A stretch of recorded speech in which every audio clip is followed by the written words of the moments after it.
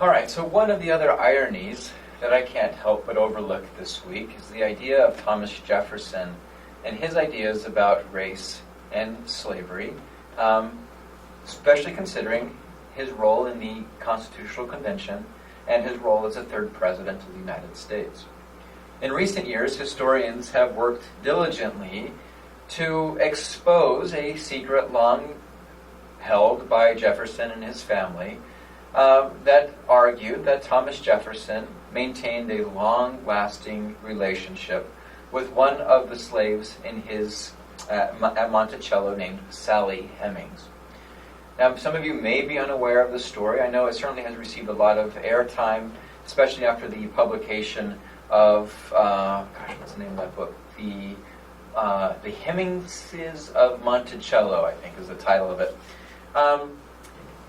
You may be interested to read a little bit more about the, I'll say controversy, but the arguments that historians have been engaging in the past few decades, trying to do blood work to determine whether or not many of Jefferson's family members were born by Sally Hemings.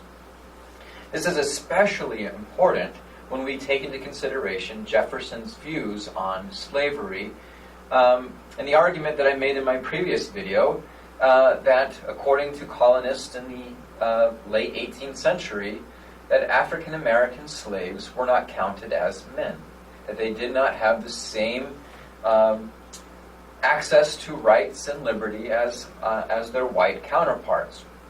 And yet it is curious how Jefferson can maintain that line of reasoning while at the same time in his personal life engaging in the type of behavior that he did.